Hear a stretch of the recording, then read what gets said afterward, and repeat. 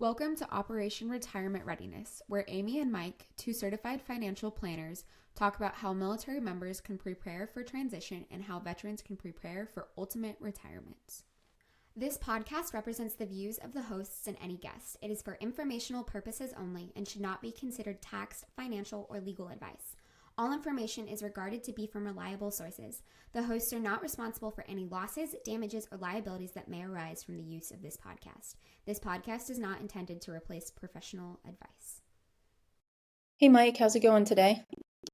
Good. How are you, Amy? Doing well. We're well into the year now, and we've been talking about New Year's resolutions. Probably about half or more people have probably fallen off the resolution wagon. If that's you, I don't think it's too late to either begin or pick up where you left off. No, exactly. You've got a choice. You're at that fork in the road that they talk about, and you can either, double down your efforts and try to get back on track, or like Amy said, become one of the statistics of folks who don't actually follow through on their resolutions. So, encourage you, if it's something you really want to do, to just take the time and continue those steps to make it a reality. And besides, even if you start a little bit late, if you wait another day to start, you're another day behind. So go ahead and start today. With that, Mike, what are we going to be talking about today? My favorite subject, budgeting. What it is, why it's important, and some tips, techniques, and tools that you can use to keep on track and track your finances. Budgeting is one of my favorites as well. It's probably no accident that the two of us landed in the financial planning world. But to a lot of folks, the mere mention of the word budget causes an immediate negative reaction. And I get it. And there's no talking anyone who feels like that out of feeling like that. And that's not our objective today. But understanding where your money goes and setting up a plan to help keep your spending aligned with your priorities is absolutely fundamental to a successful financial situation.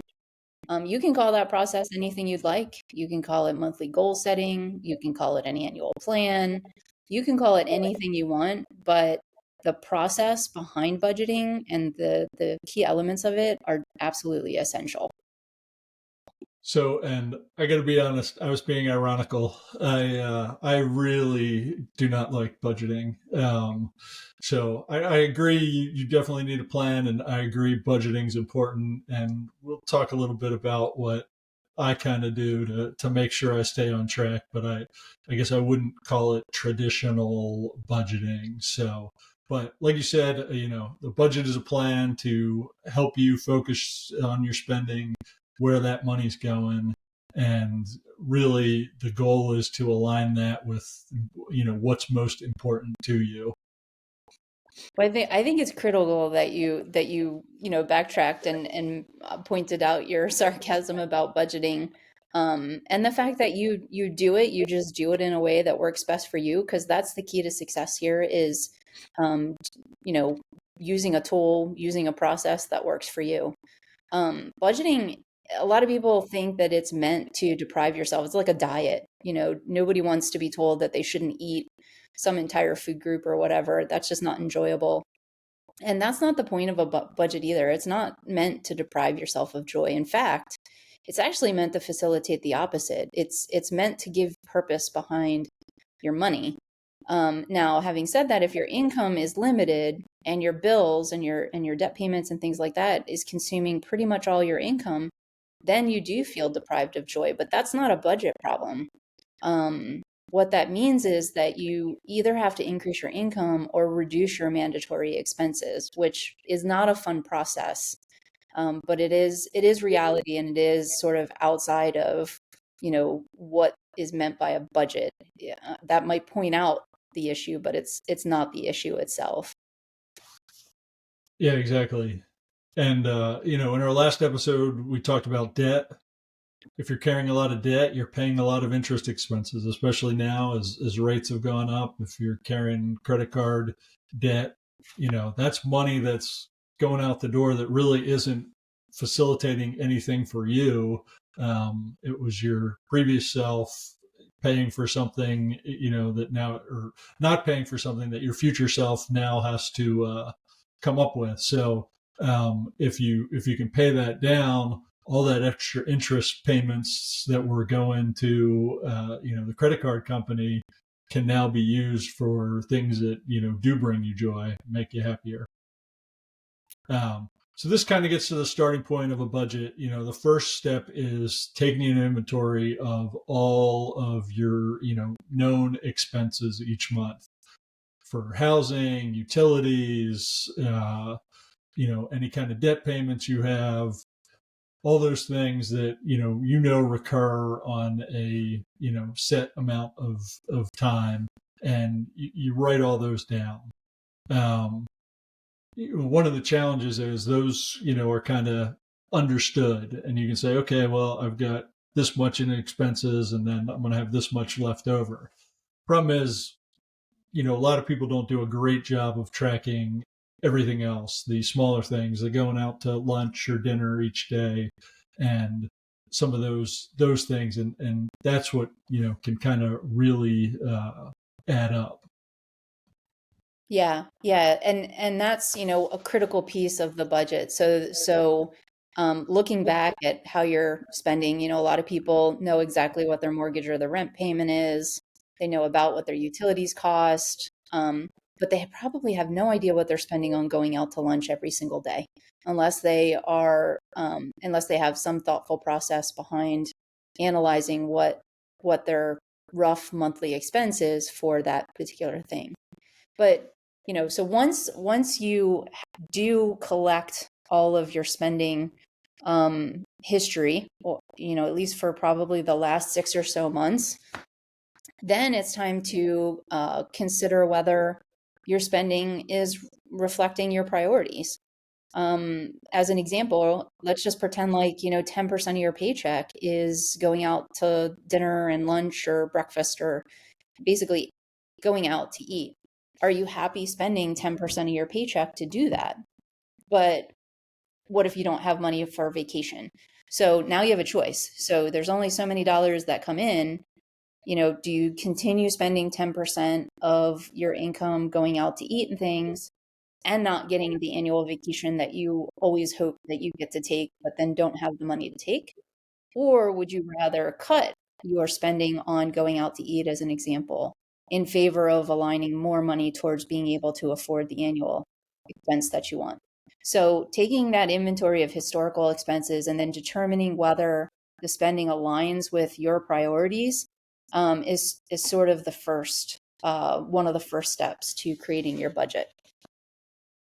Budgeting is two parts. It's the math of where the money's going, but it's also the art of, is that really where you want your money going? And the good thing is there is a bunch of tools out there now that will allow you to track, easily track all of your spending, so you can see it, because having that visibility is really important. I'm sure you've had folks come in, to talk to you, and you're like, okay, where are you spending your money? And you ask them to kind of fill out a budget worksheet, and there should be, several $1,000s a month left over. But they're not, they don't have that money, and it's not, ending up in savings or anything like that. That is definitely one of the challenges. If you're not tracking stuff, having that idea, we're pretty bad about estimating what we really spend on specific things. What do you think about the tools out there that allow you to get a better handle on what you're spending? Yeah, I mean, I think there's a ton of good tools. Some of them are free. So some people literally write down their budget on a piece of paper. Some people use their favorite spreadsheet software. Those are pretty much free. There's other free tools out there, but then there's also apps that you can pay for. Just a few examples. This is by no means an endorsement or widespread, but you've got YNAB, which is short for You Need a Budget. You've got Every Dollar. You've got Monarch Money. I think some people were using Mint, but Mint has changed a little bit. Plenty of other options out there that are all across the spectrum in terms of price points. The bottom line is that the tool that is best is the tool that works best for you and the one you're going to use. There's pros and cons of all the tools that I mentioned. Some of the apps will automate that spending history that we talked about. It also gives you a foundation for how, the list of categories, because sometimes, the initial step of building your budget is to write down all the categories that you have expenses in, and it's hard to think of everything. It inevitably you're going to leave something off. So the tools can help, but you just have to evaluate which one you're actually going to use. There's no point spending money on an app that you're not going to use. Yeah, exactly. One of the other things that, a lot of credit card companies, maybe like a month ago, probably sent you a, hey, here's what you spent in, 2023. And those are useful because those just give you the idea of, yeah, hey, this is where my money actually went. And, so figuring that out and, looking at those, it can also be a big help. But yeah, plenty of tools out there to get that, in place, get a budget going, and, really the tracking piece and understanding is kind of the first step, as we talked about. And then, like you said, Amy, aligning it with, is that where you want to be? So how do you, I guess, what are your thoughts on, so you've got this and you've got where you were, by historical methods, but how do you figure out then how to kind of make changes to your budget to, if it's not where you want to be, if it's not aligned to how you want to be actually spending your money? Yeah, yeah. I mean, I think for the sake of organization, I think one of the things that you have to do is you have to write down your mandatory expenses. So these are things that are sort of non-negotiable. You have to have a place to live. You have to have a way to get to work. You have to eat food. You have to pay for medical expenses. If you have children, you need to pay for childcare. If both you and your spouse work, or if you're a single spouse. So there's all these things that you have to do, and you have to make your debt payments, or else you will suffer additional financial consequences that aren't going to help you achieve your goals. So you have to get all of those written down. And then, after that, now you have choices to make. So, going through and deciding whether or not the remainder of your budget, which quite honestly, for some folks, is less than half of the income is left because they've spent over half or close to half on living expenses, those things that you have to spend money on. So how do you want to allocate the remaining, let's call it, 10 to 50%? What are the most important things? Do you love having designer clothes? Do you love going out for nice dinners? Whatever those things are, then write that down and fill that bucket first, meaning you allocate money to that particular category first. And then when you're out of money, but you still have categories left, then you have to, do another reshuffle and figure out what you can realign and give up in other places if you're to put any income towards those other buckets that aren't currently filled right now. Yeah, that's great. It's kind of liken it to the federal debt discussions and budget discussions every year. And it's kind of funny because they go, well, we're not going to talk about Social Security, Medicare. Can't do anything about the interest payments on the debt. And, we're not going to cut military spending. And so what's left is this very small sliver that they're actually arguing about.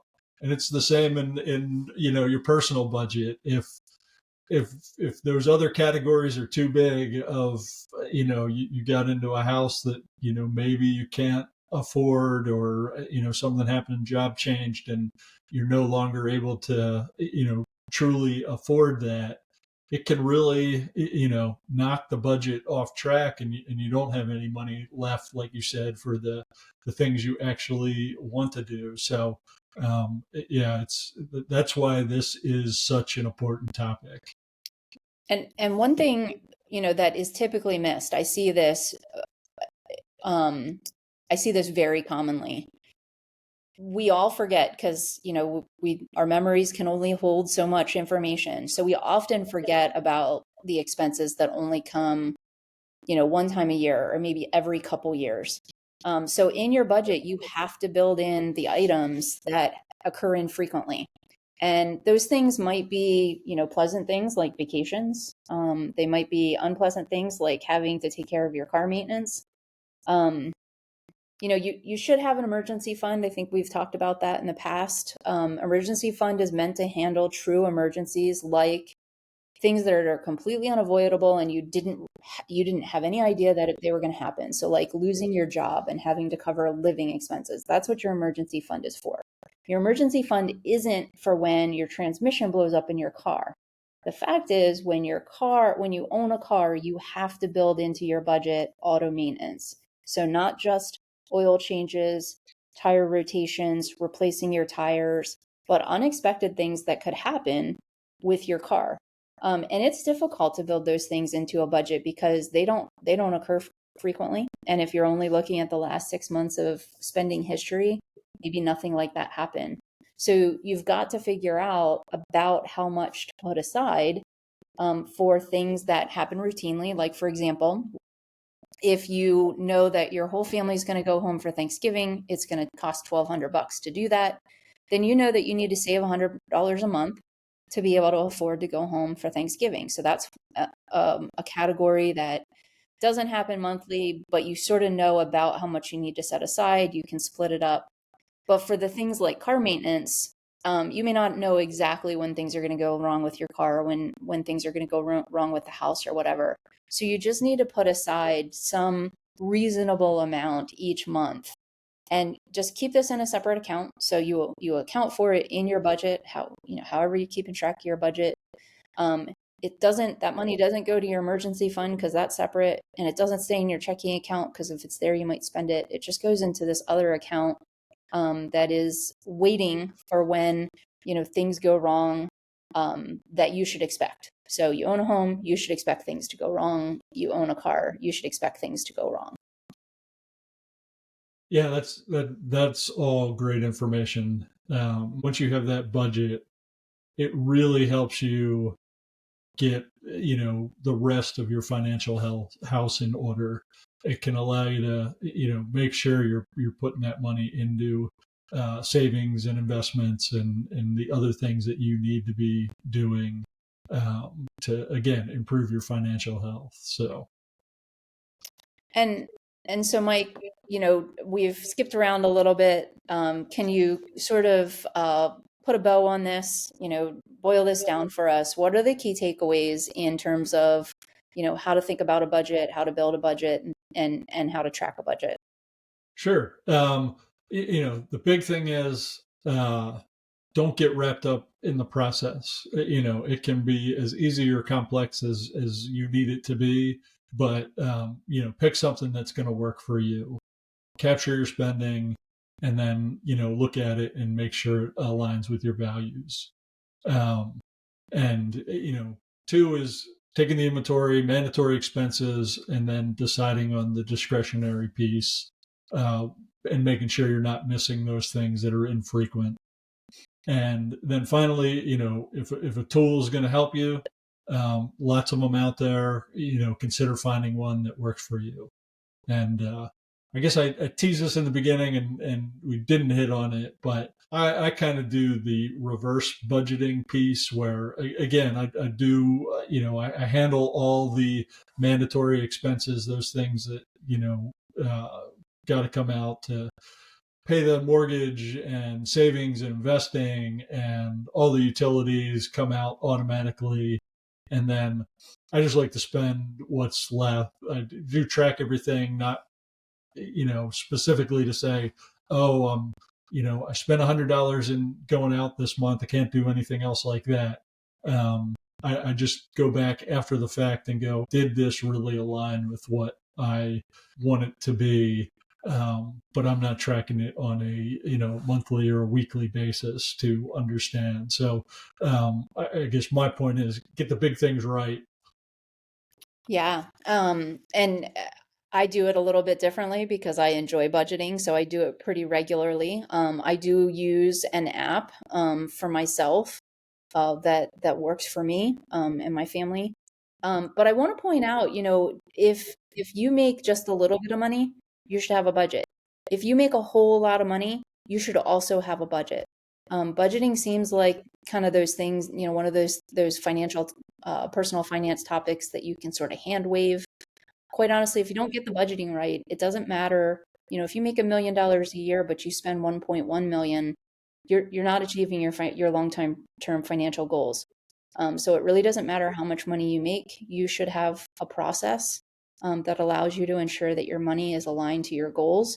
And if some of your goals are in the future, then some of that money should be aligned to the future. No, that's great. And so, kind of as we wrap up, this was, kind of the nuts and bolts of budgeting. We like to talk about, military retirement and ultimate retirement. So we're going to do 2 more shows, basically, specifically around those transitions, budgeting in ultimate retirement, as well as the military piece. If this was a little, people are saying, I've got budgeting down. Tune back in to listen to the when we talk about the transition piece and how important it is to understand those budgeting specifics, because if you haven't gone through it before, there are gotchas out there that you need to be aware of. So, Amy, I look forward to catching up with you next time and talking about, the military transition budget. That sounds great. I'm looking forward to it, Mike. Take care. All right. Bye. To get transcripts, show notes, or more information, go to operationretirementreadiness.com. Have a question or topic for the podcast? Send it to info@operationretirementreadiness.com. Find out more about Amy and Mike at their websites. Mike is the founder of Next Mission Financial Planning, LLC. He retired from the U.S. Air Force and has worked in the financial services sector since 2021. He is a certified financial planner, chartered financial consultant, and a certified college financial consultant. You can find out more about Mike at nextmissionfinancialplanning.com. Amy is the founder of Instar Financial Planning, LLC. She is retired from the U.S. Army and has worked in the financial services sector since 2019. She's a certified financial planner, a chartered federal employee benefits counselor, and a chartered retirement planning counselor. You can find out more about Amy at instarfp.com.